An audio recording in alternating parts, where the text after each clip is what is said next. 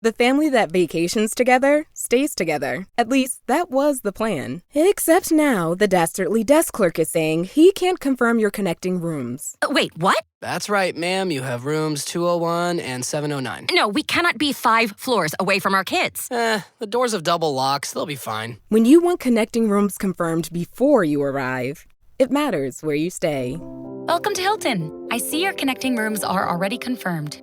Hilton, for the stay. This episode is brought to you by ESPN. Catch the first WWE Premium Live event on ESPN, WrestlePalooza, live on Saturday, September 20th at 7 p.m. Eastern Time. It's going to be an epic night in Indianapolis, featuring some of the biggest WWE superstars. This event is only on ESPN, so go to stream.espn.com and sign up to the ESPN app today for your all-access pass to WrestlePalooza and all WWE Premium Live events. Walmart Business is in the business of saving you time, money, and hassle. Whether your business started in a garage or is a garage, Walmart Business has the tools to help you get where you're going. Tools like free shipping, multi-user accounts, and just about any item your company needs. Even a double filtration cyclone dust collector. Yep, even that. Sweet. Walmart Business. It's the Walmart you love. Now for your business. Learn more at business.walmart.com. Terms apply. Mental health catch up with Andy and Chris.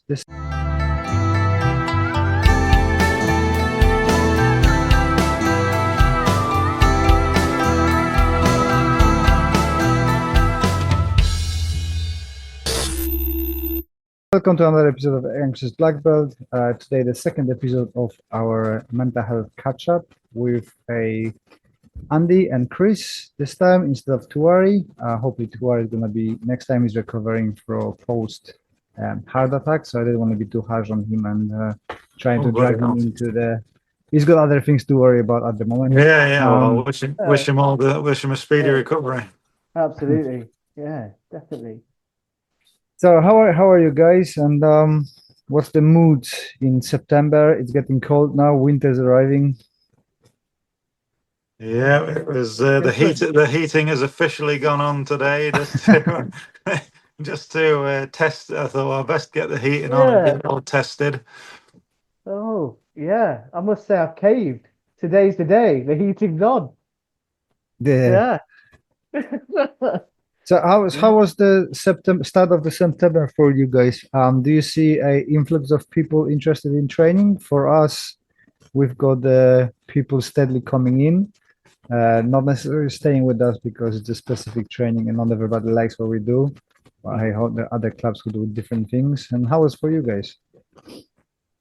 Yeah, we've had a few new members, but we cooperate like since we left and started up again from the old club. We get on quite well with a club. Well, 2 or 3 clubs that are quite close to us, so we've been finding certainly like the Monday night session that we do is like really pretty popular at the moment, along with the Saturday class, which is a little bit more competition based, but yeah, it's going all right, so it was surprisingly well. So that's not very what happened there? Karate like cooperating with other clubs. You should be staying in line and promoting your best karate, not the other people's karate, isn't it? Oh, I think certainly with us, we've noticed like we've been in the HDKI now, is that a lot of the clubs we try and all help each other out. Andy will tell you, I'm sure himself, he's been going and helping a club, in Ollerton, which is about, I don't know, a 40-minute drive, something like that from us. Yeah, going over there and helping them out. Well, we've all been over and helped them out, but Andy's been helping them out quite a bit. So it's we just look at it there as either we go over and train with them, they come and train with us. It's all good. It's just promoting getting along. It is. It's like one massive like karate community. as it should Yeah. be. We've been training the other day, and I took the picture of the club members and just went and looked. That's a Shotokan guy. We just joined the club. Shitoryu, Gojuryu, Sekijuku, myself, Jiu-Jitsu guy, Aikido guy, and we're all doing one karate in a club without any animosities, without ego, and all learning from each other and experimenting with all the stuff. So it's nice to see that you guys, after being freed from the grasp of the one true organization, doing the same, and you've got an organization who actually allows you to do things. Because after that podcast with you guys, I had quite a few messages from people like, "Oh, there's no good organization around. I had to remove myself from the organization, and I don't want to be anywhere." And I said, that's not really true, because there are good organizations out there. It's just you need to go and look for them and find them. And you have to make of it as like what you will as well, really. I mean, you'll get out what you want to put in. If there isn't a like someone saying that, if there isn't a club, well, start one yourself. And try and reach out. And yeah, it's difficult. It's hard. We leaving like everything that we knew to start something new, and then finding a fantastic community. Really. We couldn't have asked for anything more, really. How welcoming everybody's been, and it's just really positive. Did you guys notice a change in your students' mood as well, and kind of approach to training, moving away from that organization from one to the other? Always were just personal impacts for you guys, that you feeling that difference, more freedom. Is that impacting as well your students, or maybe your approach and your behavior in a club towards the students? That you got any feedback on that?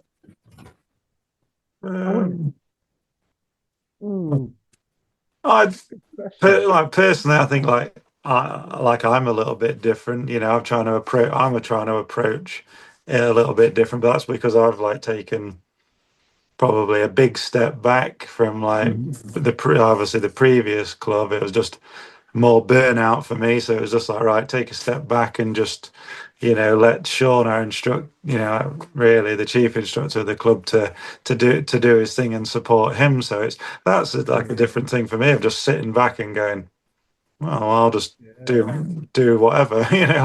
It's I'll help out, I'll train, I'll do whatever anyone asks. So it's just a bit of a different approach for me personally. Yeah, for me it was like two students I can think of. They've just excelled, and they just feel a lot more free. And that sort of came across actually this past Saturday. Just the atmosphere. It's like they didn't want to leave. Didn't want to leave, and the class had finished, and they just sort of with beams of happiness just kind of bounced out the dojo. For me personally, it was kind of it's like Chris said, it's hard to leave and everything behind that and then you go through that stage, don't you? I'm like, oh, have I done the right thing? And then thankfully you get over that. But I just feel free. I feel free to do whatever I want in karate. You know what I mean? No one's telling me what to do. It's some of it's some of it's the programming. I think you've had of being a student and then being in whatever association. It's. I think we said last time. It's just that thing of the unknown. So oh no, I'll stay in my. I'll stay in this little bubble and won't venture out. And then when you do venture out, you think, Christ, why didn't we do this ages ago? Certainly that's how I feel anyway. So no, I agree. It's for example, you're looking through the weekday, you're like, I've got Thursday free. All right, I'll go and train down there. Or this weekend I'm not doing anything, I'll go and see such and such and go and train with them. It's brilliant. It's awesome. It is, I suppose, that like Andy's saying there. I mean, we just have the 2 sessions that we do a week at the moment, and then obviously we're having other clubs quite close to us, or certainly in the surrounding areas. It gives you that option at the moment while the club is finding its feet and growing is that you think, oh, okay, we can go and train, in Winthorpe, or we can go and train in Alton, or once one of the clubs in Nottingham that's just started. I think we're on about going over to help them as well. So it's quite nice just to have that freedom. Yeah, for sure. I've seen that you've Andy been recently with Meredith Sensei training as well on the seminar. So it's nice to see traveling around and training with different people and stuff with Hayden Meredith, wasn't it? Yeah, I'm correct, right? yeah. It was Hayden Meredith. He was good. He was really good, and I mean, it was mind blowing what he was teaching us. It's kata karate, so as I understand it, it's like a different variation of the Shotokan, isn't it? The Kasei was. Yeah, that's it. That's the one. Yeah, like really different, mind blowing. But he was good. He was very nice, and it's nice to see. It's nice to see. A young instructor putting him. He's putting himself out there, putting himself out on the line a little bit. He puts lots of videos out there of his training and what he's doing, and that's a big leap for people to be doing. Well, for anyone doing that, because as you probably know, there's plenty of trolls online that would be like, oh, you don't do it like this, you don't do it like that, you're doing it wrong. But as soon as you ask them to provide a video of themselves showing it the correct way, suddenly it's tumbleweeds. So I really respect Hayden for putting himself out there. And it was one of those where I think he'd reached out to Sean, and Sean was teaching him. Then Sean, he told me about him, had a quick look, and thought, you know what, let's take a chance and get him down. He'd spoken and seemed like a really nice guy, respectful guy, and it just thought, let's just take the chance and get him booked in to do a course. And you know what, I was really apprehensive, because I was just like, again, it was something different. It was a difference, to what we did. And you know what, it felt actually really familiar. To say it was so quite different, it felt like, really similar as well. And it's that thing of having a beginner's mindset. Have that beginner's mindset, give it a go. And it ended up being a really, really good class. And I think when we I think most of us all shared images or video from the course, and it's, well, what can you do? All you can do is say, look, anybody who I know in the karate world, give him a chance, come and give him a chance, and get him to your club and see what his style of karate is all about. But he's Shotokan as well, right? He's just a different branch. Yeah, it's just a different different branch of it, really. Yeah. But at least you still can relate, right? It's not like completely different kata. No. But a lot, it's just different. Everything is in the Fudadatch stance, and been a lot of open hand stuff as well. And it was just. It felt, like I say, it felt so different, yet, but very, very, very familiar, really, So. Yeah, and he did that 10. Oh, what is it? 10 no kata or something? Yeah. Which he gave us a demonstration of the 10 no kata, which was really, you'd break it down and look like it was a routine, really, of most of the basic movements within that style. That's how I would describe it. But it was interesting. Yeah. Maybe you could get them down your way. Yeah. It depends on the busy thing now. I'm trying to do less seminars my area and more go outwards, because I don't know why Guildford, the clubs don't want to mix together. We were welcoming to everybody, although saying that our next weekend seminar is sold out. But I had to cancel 2 this year because there was just no interest. Okay. Which is I'm teaching up north. I've got 40, 50 people coming. I'm teaching here locally and nobody bothers. Yeah, it is. It is funny, and I mean, it's that trying to get people to turn up. I mean, usually it's myself that like does most of the booking and organising. It is that when you're like thinking about like who you'd want to reach out to next and things. It is that thing of like, you know, can we sell it out? I mean, we're fortunate with we try and offer like you know, a smaller venue, a more intimate, like intimate training, which has been the feedback of like what people mainly like. That you've got a nice, compacted, not too big, like course.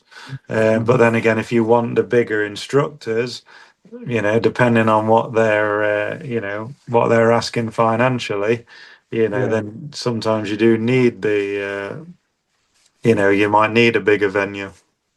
Yeah, we know it's a problem. That's why it's 1 hour programs we're gonna start for Karate for Mental Health. We're doing a test seminar in November, which actually is sold out. Apparently, free spaces being being booked but not paid yet. But what we're trying to do is to encourage people to do those things. So if people reach out to us, shameless advertising here would be. We offer to pay for the rent, so if nobody turns up, you're not losing anything. Yeah, and then sell the tickets, and then split the money. So some going to the charity, some going towards the club. I hope that's gonna be encouraging for clubs who are smaller and not in a position to get somebody like, you know, myself or Ian or whoever, Hayden. And they're going to be able to say, hey, we want to do that. Okay, we're going to pay for you the whole hire, and then we're going to see how much you're going to earn.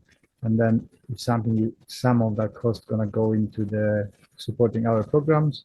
And next dojo, we would like to do that. That's kind of my thing, because I know how difficult it was for me to start bringing people, and I know how uncertain you are if you don't have money for a whole hire, right? Yeah, If you take that away of the mind, it's easier for people. Okay, we're gonna try. You don't need to get super expensive people. You can start with your local instructors, but just get on the track and provide something for your students so they learn, and plus you can get the like a mental health talk from us. It's so hard trying to price it right as well, because you're trying to obviously encourage people to turn up where it's not, you know, obviously it's not too expensive. But again, if people are teaching full time and stuff, and that's their living, like I understand that like their cost is their cost, but it's just trying to get people to like making sure people turn up, which like thankfully we've always been all right. But then again, you know, you don't want to be. For me, you don't want to be putting one on every week. You know, you don't want to be doing it too regular. It's trying to find that right time of spreading it out and stuff. So, yeah. Yeah, I fell into that trap doing one seminar a month in my dojo. It's just like, A, people getting tired of it, how many you can do, and B, people financially struggled. So we put the breaks on the seminars, and it's more actually, it happened aligned that I'm doing more and more seminars away from my town, and you know, in Germany, in UK, in different locations. So it actually works for me that way, and just try to do less but with more people, I suppose, because then people are getting more hungry, and we've got more bookings. So it is it's tricky, especially now with the current financial situation. Everybody's struggling with money. So yeah, definitely. Yeah, it's difficult for a lot of people, you know, like a lot of people out there. And like I say, that's where it's always handy to try and just keep that cost down as much as possible. Yeah, definitely. What's your thoughts about current situation between the English Karate Federation, British Karate Federation, Scottish Karate Federation, and so on? It seems to be I followed it on the beginning as interesting stuff. But then came to the conclusion that it's just never gonna change. It's always gonna be the same. There is something dodgy going on in there, in my opinion. I have no interest in any of the sites, and I have no insight into details except those who've been posted online and a few emails from different people. So I might be completely wrong, but definitely there is something dodgy going on with the federations, however you want to look at it. Yeah, definitely. I'm a former EKF member when I did Shitori like many years ago. So one of the clubs who's actually local to the village I live in, they are somehow involved. I haven't spoke to them for ages because it was kind of like in 2020 COVID, they shut their doors and I was just left to my own devices, and then I went back to Newark Shotokan Karate Club at the time. So I know they're involved, and it would have impacted them. But yeah, it just seems like a lot of infighting. I was actually trying to make sense of it, but I don't think I have. But it just, as I understand it, you've got two governing bodies, the BKF and the EKF, who were together, or still are together, sorry. And then there was like an internal fallout due to restructuring, safeguarding, liquidation, everything just seemed to like happen all at once. And the vote of no confidence as well by the BKF for the president from the Scottish karate guys. I can't think of the name. It's complicated. Not good. Not good either. Not good. Not good for karate. Is it really? It's the big boys and the toys. I think it's that. It is, isn't it? I tried to I tried reading some of it, like when you saw like some of the stuff was out there. I think I read like the first couple of bits about it and was just like, it doesn't affect me, it's not affecting me, like No. obviously I feel sorry for like the athletes, the karate athletes that need to know what's going on for competition purposes and things like that. That's ultimately like who it's most likely going to hurt if there's not a smooth transition, or again I imagine that anyone involved just wants to know like what the hell's going on, I guess. It's very very strange. Obviously I know people that are in there, but I just tried not to like get involved. I was like, I don't really fully understand what they're all going on about, so it's just wait until the dust settles and see what's going on. Yeah, I think there's definitely like more to come, and it's like Chris said, I feel sorry for the athletes, the instructors, because ultimately they're going to be made to potentially make a choice, like you either on this side or that side. And again, it just things will get fragmented yet again and again. It's the art that starts to suffer. Yeah, I don't understand all this setup anyway, because I don't know, I'm still in, but through British Combat Association, we are part of the EKF, or I used to be part of the EKF. I never used it, never had a contact with them, but I've been paying the membership. And I don't understand, because we approached Sports England for funding, and they said, well, sorry, but karate is not a sport. There is no recognized national governing body. So we've got all these governing bodies which are not recognized by the main sports for England. I cannot get a funding because karate is not a sport. So how the sport, which is not a sport, went to the Olympics, have a three national governing bodies, but none of them is recognized. Yeah, it's crazy. Again, if you can't, you need. I suppose anyone could set up a governing body and say we're the governing body. You're trying to get unity, aren't you? And obviously there is, from what I can see, zero chance of karate having like any unity across the board anytime in the near future whatsoever. It's sort of, again, it always seems like it's been the same. Yeah. The only thing is that I think that the practitioner are gonna suffer. It's like, for me, they have no impact, but the image of karate is ruined because again, it's like, look at those idiots arguing about everything, breaking everything. Yeah. The ability for those who participate in WKF is impacted as well because you don't know if you've got affiliation, you don't have affiliation, you can go, you cannot go.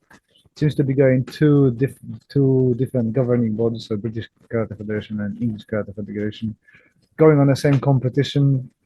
It's like, well, which one is it? Who you're representing? What's going on? Yeah, it's a bit of a mess. And my other thought is, did it really need to be plastered all over Facebook? Probably not. There's just for me, there's a way of doing things and just sorted things out. Do it away from social media because I don't think that did karate any favors either. To be fair. Yeah, for sure. But that's the way of getting allies, right? Oh, you don't like this one, you don't like that. You have to take the side. We're offering this, they don't do this. We're offering that, and then people have to take the side. And any promotion is good promotion, right? You say, right? Doesn't matter how they say about you, but if you plaster all over, people kind of recognize you, and I think that's what the KF does. But like I said, I have no insight into it, but it's just leaving a bad taste. Definitely. Yeah, definitely. Yeah. I'm sure it will all even more will come to light. Oh, yep. Yeah, for sure. I think it's quite strange how it's all quiet at the moment. I've not read anything, so stuff is happening. It's brewing, right? The quiet before storm. Oh, that's it. Yeah, yes, it is. Yeah. Well, you see, I know people who I know who are quite high-level martial artists and within their own organization are not happy. I'm trying to, as always, stay away from it. It's just something that I can kind of report on my podcast when I'm running out of the subjects. I can always refer to that and have a bit of a wine, but it doesn't impact me. It doesn't impact my students. We don't compete in that format anyway. And we have like I said, we never use the EKF affiliation and membership. So I hope it's going to be. Sorry? A majority of either associations or clubs just won't be affected, obviously, by that type of thing at all. Again, I'm sure there's a lot of ego involved probably somewhere. It's just, I just find all this political stuff is just since we moved, it's there isn't really much pressure at all, and you haven't got anybody saying no, you can't do this or do that, and it's just so so refreshing not to have you're always wondering, oh well, if I put this on social media, someone's going to give me a hard time, or it's. I think what generally we get, or certainly banded in my direction, is just how bad we are for leaving to do our own thing, and it's why do you why do these people care? I don't it's. I just honestly, it's so bizarre, the negativity that'll come our way is unreal, just for having the audacity, I guess, to question our seniors and then finally deciding to leave, I guess. Yeah. Well, the haters are the most faithful followers, right? They know everything you do because they track every single post and everything. So that's your most hardcore fans. It is. But we're just having a good time. Just doing what we're doing. I even recently reached out to some people that are assisting with the old club and just said, look, if you need this is where I used to get it from, or if you want this is where I used to get it from, and they give all different random bits of information, because I was just I don't really want to have to argue or have any animosity with anyone. I just my energy I just don't really want to have to be like that, but and be arguing with people or anything like that. So it was like trying and hopefully smooth a bit of ground, a bit of ground, and even in the future, I said like, look, if we're doing courses, which a lot of these some people, that I've been dealing with, they used to come on the courses. And then, oh well, we're just going to let the dust settle, like it's all a big thing, and then hopefully, like we're going to come on it, and it's like either do or don't. It's like I'm just, we're just providing opportunity, and it's well, we're just going to try and show loyalty to the old instructor, like at the minute, and it's like, oh, what we haven't, what because we left, what like why, why why wouldn't you still want to come on a course that's going to be someone different and have opportunity? Like you're not showing any disloyalty by doing that. You're just trying to further your knowledge and gain something new. It is very, very bizarre. Really Something bizarre. Yeah, go on. Yeah, it's just like really bizarre. I always think that they're just holding themselves back from like progressing in karate. The amount of things you can go to a course and take away and think, oh, that'll do. But yeah, I mean, like we had two courses, obviously like back to back, which isn't usually like how we do things, but it's just the way it landed. And we'd got one course 1 week, and a seriously experienced Kumite chap with John O'Neill, and he was like, I should say I was lucky enough to be the uki like in his session, and I was like getting swept, and I used to like doing like ashibarai and things like when I was competing, and he was sweeping me in ways that like I'd never even dreamt of or even thought about doing, and it was just, even I came away like just mind blown, like going, okay, well that was awesome. And then the following week we've got Hayden doing Kaseha, and it was just the movement and the power, and thinking, God, like how I can generate this power with only just this minimum amount of movement. Two very different classes, and you just think, God, why? People aren't going to come just because why we left the old club. Like it doesn't make. I honestly just can't get on board with that thinking. Yeah. I don't understand it. Yeah. From a technical point, moving to the new organization, did you have much of a technical adjustment in your like syllabus? Competing rules and stuff. Like, how do you find yourself doing that? For me, it's been a little bit not. I wouldn't say tough. It's definitely not tough. But I mean, you're going from, I don't know, a syllabus that you have known for so long to then going and doing something that is, for me, like quite different. I can understand why the syllabus is the way it is, in obviously with the new association, but it's still, okay, I just got to get my head around this. Yeah. It is quite different. But and that's really all it is. I mean, competition wise or anything like that it's not much, No. It isn't really like that much difference. It's really just the syllabus for grading purposes, And it is that thing of like, again, because it's new and different. You were sort of like, I don't know. I'm a bit like that with like things that are new and different. You're a bit like, whoa, like, okay, I'm not sure about this. Like it takes me a bit of time just to like ease in there. But then once you sort of think, well, okay, this is like why the syllabus is that way. Then it's cool. It's just then obviously transferring that across to the students. Yeah. Go on, Andy.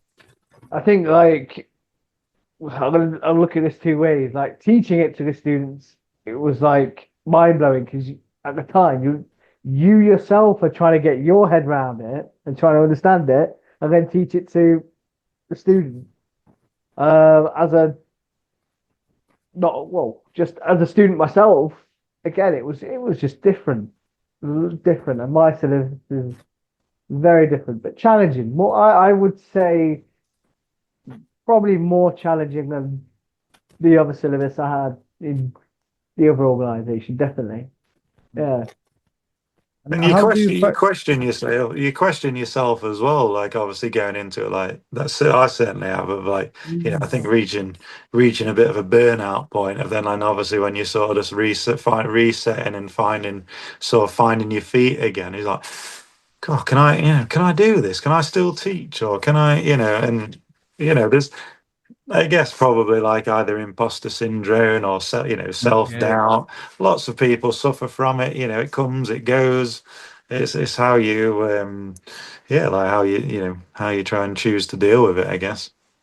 And I think I, as well, it was like new students as well because we didn't really have many. We haven't had we? We haven't had many students come over with us, have we? So Well, it's starting from scratch. You as the instructor have got to get to know loads more different students you've never taught before, and you've got to think, how do they work? How can I try and motivate them, and all of that as well. that is interesting what you said that your students didn't go with you, because usually the students don't care about the lineage and just move with the teacher. So you must have had some really hardcore Shotokan followers in your club then. It was, I think, because we'd got like a big group of, there was quite a big group of kids that had like started to come up like with us in the old association. And I was talking I actually bumped into some parents today again. Parents who I've known a long time. I was at school with with one of the parents of their child that did karate with us, and. I sort of said to them, I says, look, I hope everything's cool, personal wise we get on, obviously. I says, like, I know it's a bit weird, like with the karate thing. I says, it's a shame that like it's that way, but, just know that we're open, that you can come train anytime. And, they know that their child has been to some of the courses that we put on. But they're very close for like going for their shodan. And I said, like, look, I said, even if you'd have said to me like, oh, what should we do? I would have said, look, stay. Like you started, you might as well get your shodan, and then you're free to do with like whatever. Well, you're free to do whatever you want anyway. But like, I would just say, you started, in the old association. Why not see it through to at least shodan, and then go from there. It wasn't certainly when I left, it wasn't about like trying to see what students would come with us. I mean, yeah, sure, it might have been nice if you thought, but again, I understand like why they stay. It's all they've ever known. So the fact that if they said, okay, we're going to come with you or not, for me, it didn't really. That's their choice. It's not really fair to put them in that position, really, that they've got to choose, Where I think like some parents, certainly in the old club, I think some parents and things like that have put a lot of pressure on other people, on other people's children and things like that, and other parents, and it's why? Just let the people can make their own minds up, you don't need to put pressure on people and, treat them in a certain way. Yeah, for sure.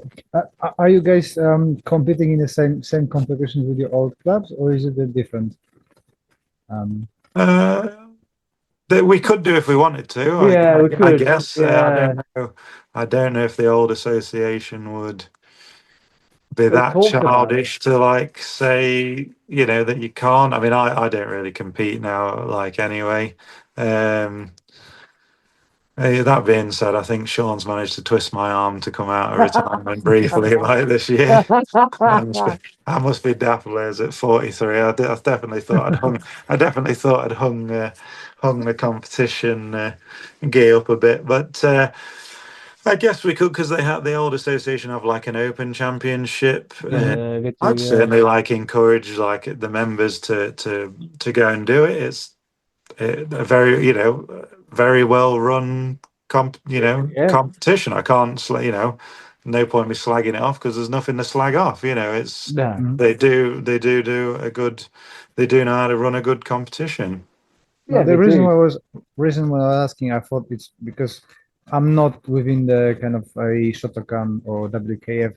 I thought that you've got a different organization competing between each other. Then they're going towards top to go to the WKF like Europeans and stuff. Yeah.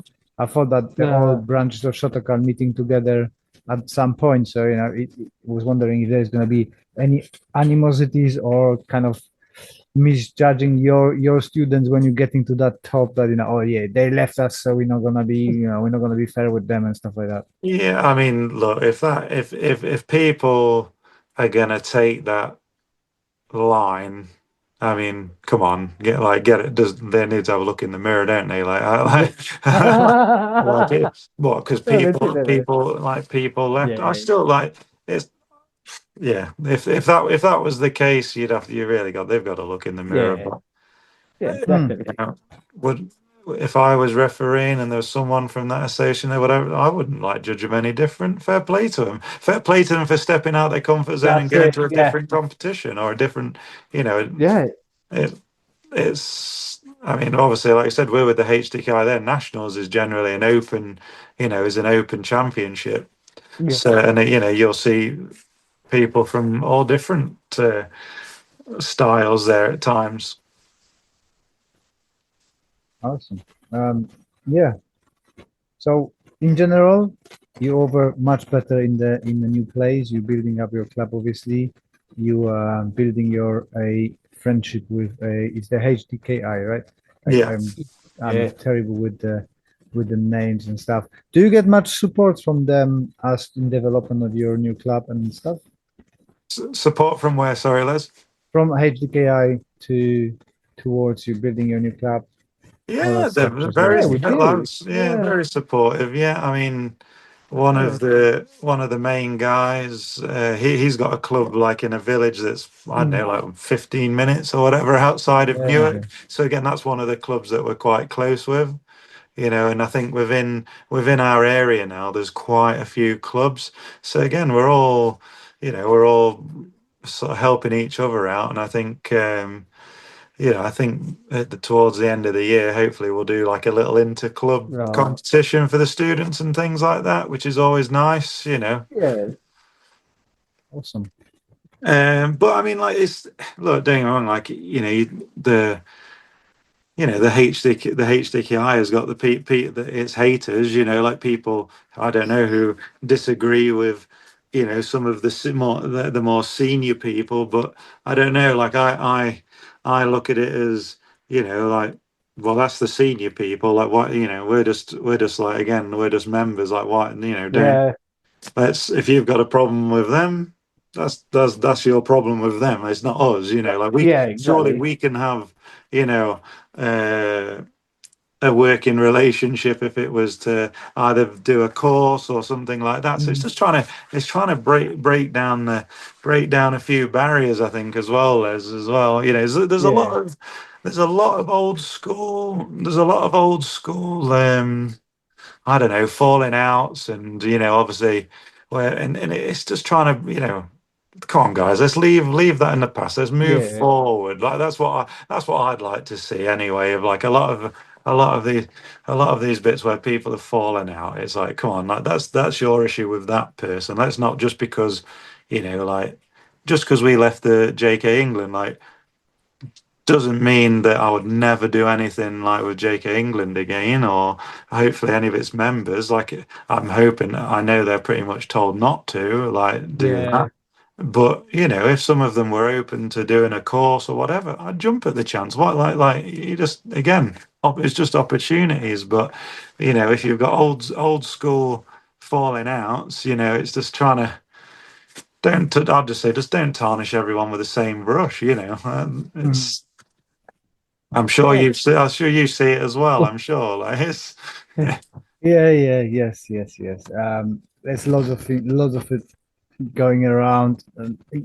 Actually, a few weeks after talking with you, I learned that I've got a few people who really don't like me and don't like people who come into my podcast and stuff like that. So it's funny, but they're talking to me and they are really friendly and stuff like that. It's just like, you don't like me, just say it. I don't mind. Usually, I don't know. Usually, I'd like to at least what's the reason? Why? Like, what is the reason? Because you're doing something different. Well, that's not. they don't like you, that's probably jealousy, I'm sure, or something. Yeah. What, like it's I just find people that like hate on other people constantly. It's what's the motive? Like, just get on with your life. Just like it's Yeah, definitely. Just get on.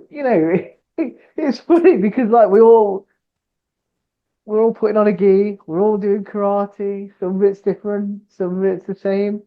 That's okay. But we're all trying to. Well, I like to think we're all trying to learn and just progress in our own way. Definitely. Just no need Yeah, for it. it is how you act upon those things. Because we all getting, at least I know that I am getting jealous. And the best example was the other day. I've seen one of my friends posted how busy he is, and I thought, oh, you motherfucker, you're better than me. You just booked 3 times in the place when I was there a couple of years ago. They didn't book me. So I think like, oh, I can be a little grumpy, or I'm gonna ring you. So I ring him and I said, well. And we've got the ongoing joke wherever we go. If I'm teaching there first, I tell the group to make sure when he's coming after me to tell him that my karate is better than his, and he does the same to me. So if I'm going and he was there before we training, and they say, oh, actually, but his karate is better than yours. So I rang him and I said, I now I have to admit that your karate is better because you've been booked twice to that place, and I haven't been booked after I've been. I said, oh, no, you got it wrong. I just posted the pictures of where I've been before. I'm not going there. I haven't been booked, so we're equal. And I'm thinking like, why you behave like that, right? I could have sit at home and be angry with him because he's going somewhere without having all information. But that's it, like just there, like trying to keep the ego in check, right? But you can either sit at home and be angry and spew the hate online or talking to other people, or you can confront yourself and the other person and just speak with them. Hey, I think, I don't know, you done something wrong to upset me. I want to clarify it, right? Yeah. But it takes guts to do that, I think. Not that I try to put myself as a very brave person or something like that, but it just learned through the years that the things that I imagine in my head are not necessarily the truth in the world there, right? I'm creating my own because I have a low self-esteem and stuff like that. Yeah. I create my own world and a vision of the world, so I need to take action on it to verify it. Yeah. And then there's probably like trying to, rather than probably speaking to somebody and like either getting that out, you're just making all that big scenario in your head that then makes it, makes it worse. There's, this is the thing with our situation with some of the people that still like on our case or whatever. It's just like, let it go. Like it's no good for them. Surely, like it's no good for like their mental health. It's no really good like for ours. Just come on, let it go. Everybody just let it go. And I think this is the important thing in the clubs, that if you are a smaller club with a bigger organization, that you don't have that hesitation to talk about problems with other people, right? Because we are our worst enemies and we make things much worse and bigger in the head. Yeah. And you've got somebody, hey, I thought this about the club. Can I speak to you? Yeah, sure. Let's come on. Let's have a chat. Instead of being told off and put in your place and do what I told you, because then you're just brewing it in your head, and then your mental health is getting worse and worse. Yeah, we're all doing something like the karate for our mental health as well. Like it makes us feel good. Get your gear on, even if you don't want to train. Get your gear on, go and train. No different, I imagine, for someone who's going to the gym or going running. They get the gear on, get out there. It's it's certainly what I've found. So you needs to be all these things. You just need to speak about it more. Communication is definitely the thing that will solve most things. Is like, if you think there's a problem with someone, just approach it with them. Like, you don't have to fall out. Just try and do it as civilly, I guess, as you can. Yeah, I think it just amazes me. I can't help but wonder all these fallouts which happen I just sometimes wonder, well, if someone had said they had a problem with somebody else and they just sat down and had the conversation, or somebody just sort of mediated between both parties and said, right, see your point of view, see your point of view, let's forget about it. Probably would have ended it. And like, I think it was when I left, I messaged one member and I said, look, if you ever want to talk while I've left or anything like that, we could go for a coffee. Here's my number. Well, you've got my number rather. I'm here. I'm here. Not going anywhere. Come and have the conversation. Definitely. But I don't know. Is it because people are afraid to reach out and have that conversation? Or is it easier? Is it easier just to not and just criticize? I don't know. I think people are afraid of taking responsibility because approaching somebody and saying what you think, it takes some courage, right? You need to master. It's easier to talk about somebody in the third person than in a first person, face to face. You might get punched. Yeah. No, you block it then. Sure you block. It's surely like the more, I don't know, like the more, like you just think like, oh, the hate that some of the hate that we get, you think, well, if we just packed up and we weren't doing anything, is that what they truly want? Or and if that's what they truly want, why would you wish that on somebody? Like it's surely we're all like, they're doing a good thing, we're doing a good thing. Just I don't know. It's the thing that a lot of the time you'll just get people going, oh, you'll never guess what they've been saying about you now. And it's just like, well, they have my telephone number. They are free to call me. They know where I live. Come and knock on the door. Yeah. Let's have a cup of tea. Let's sit down and have a chat. I would literally welcome it.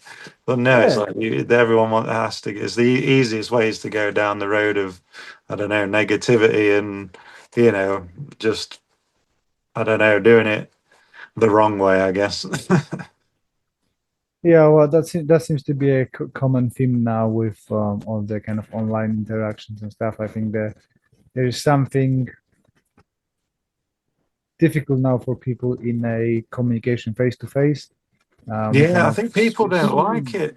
People don't like being face to face. It's like makes them uneasy, and it is uneasy. But surely it's better than being hidden behind a mobile phone screen or a computer keyboard or something, surely. Yeah. But even that, they don't want to have a direct, especially with confrontation. I'm not saying like a nice, polite. It's easy. I don't know. It's something like a self-preservation that you don't want to confront somebody who might hurt you subconsciously. So people don't want to clear that stuff. But it's the same in marriage. It's the same in friendships. If you don't clear things out straight, they're just gonna get worse. And well, you're seeing it today on the news, aren't you? With Ricky Hatton passing away and stuff like that. The boxer, how sad's that? And again, I dare say, like, either communication and professional help probably. I don't know. Hopefully, might have stopped something like that.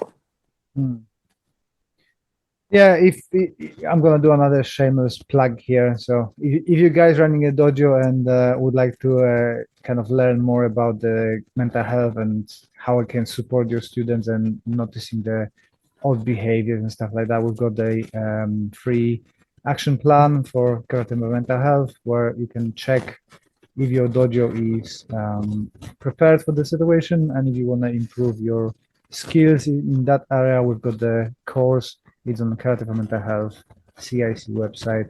Link down below and above. I always do that. I point it up and say down. Then that way.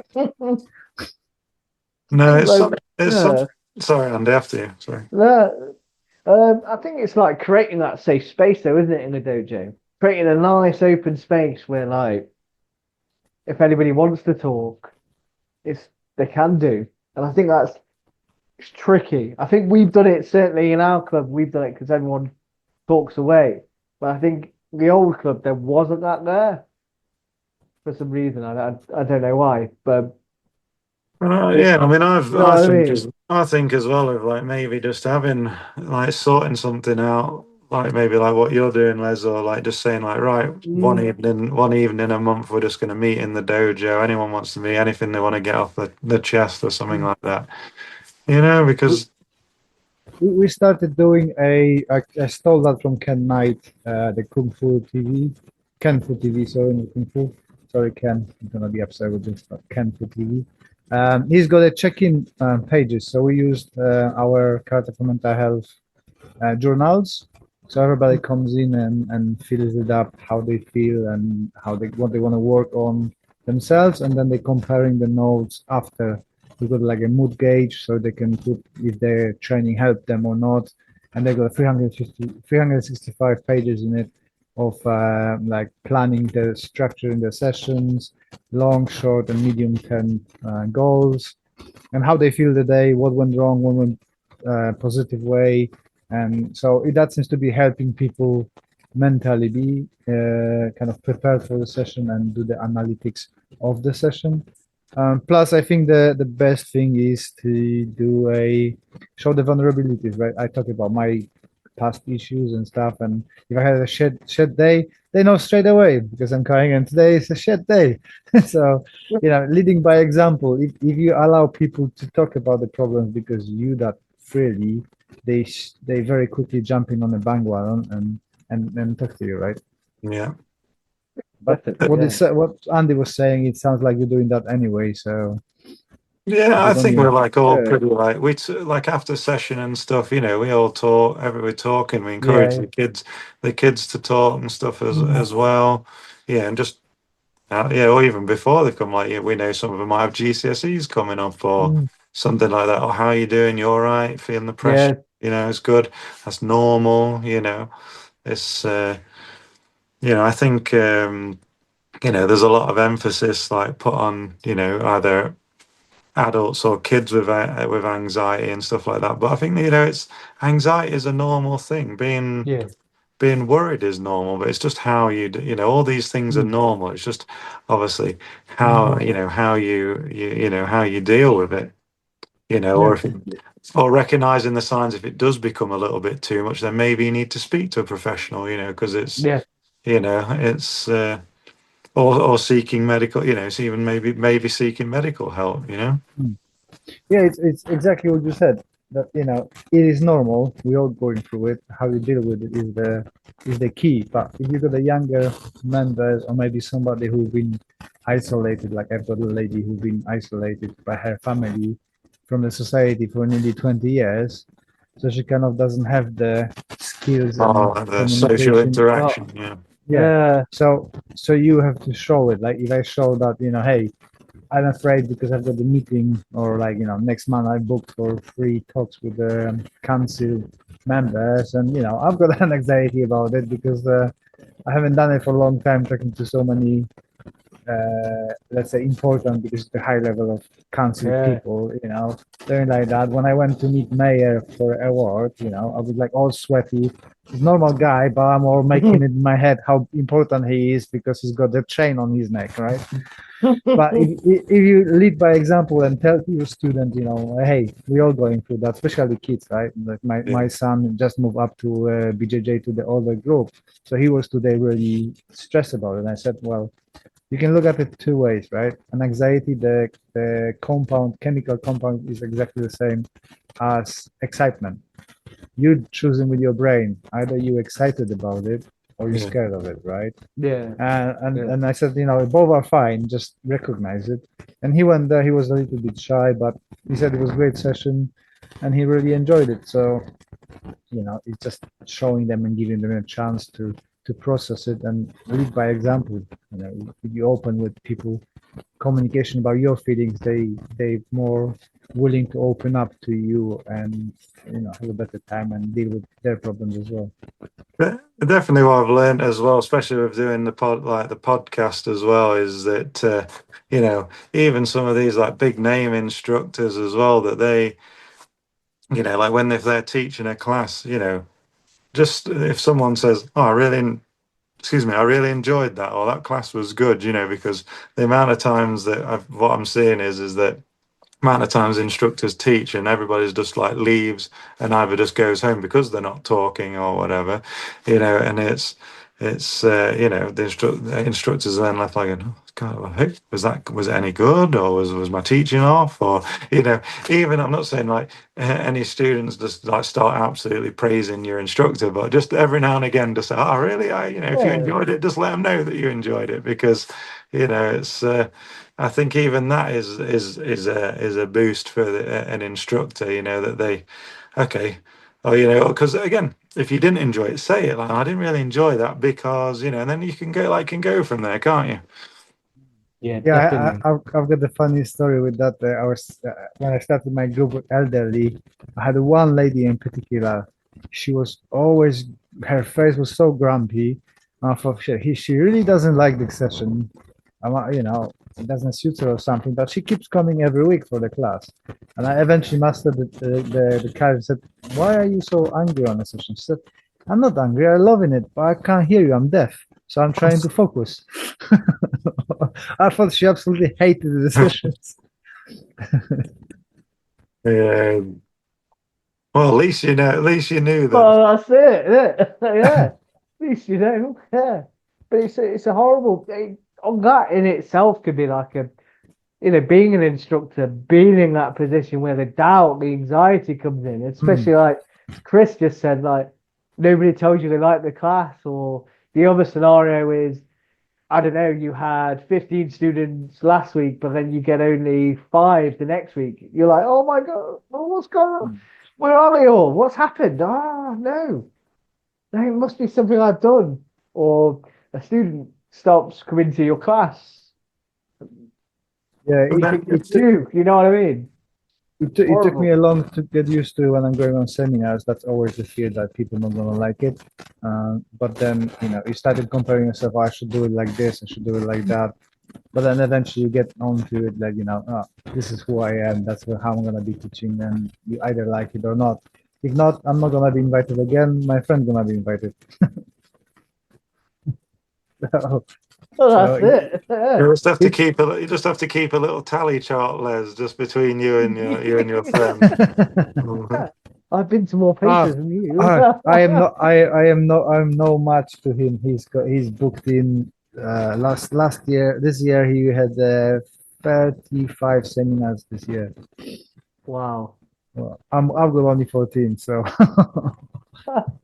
Yeah, you say only 14, but I mean that's still good. That was jokingly. I remember when I started and I was hoping like having one a year, and then it just actually the same person plus Ian Abernathy. Actually, I can say it's Christian Vedeveld. They said just be patient, put up the work, and it's all gonna accumulate. That you're never gonna see how when it's coming. And he was absolutely spot on. They've both been absolutely spot on.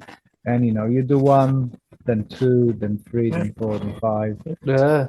It's no different than us with the podcast. And again, like yourself with your podcast, like it's you start out and think, okay, well, we'll go for these people because I know them and that they inspired us, and you go from there, and then you reach out, and again you have people come and do like the courses and seminars like for you, and I think you get a bit of hopefully like get a good rapport with them, and then you just would you be up for doing the podcast as well? And it's funny, like it all starts to it's true, like if you just put the work in, and I think you're honest and you're upfront with everybody, and generally, if you're a decent human being as well, like people will see that, and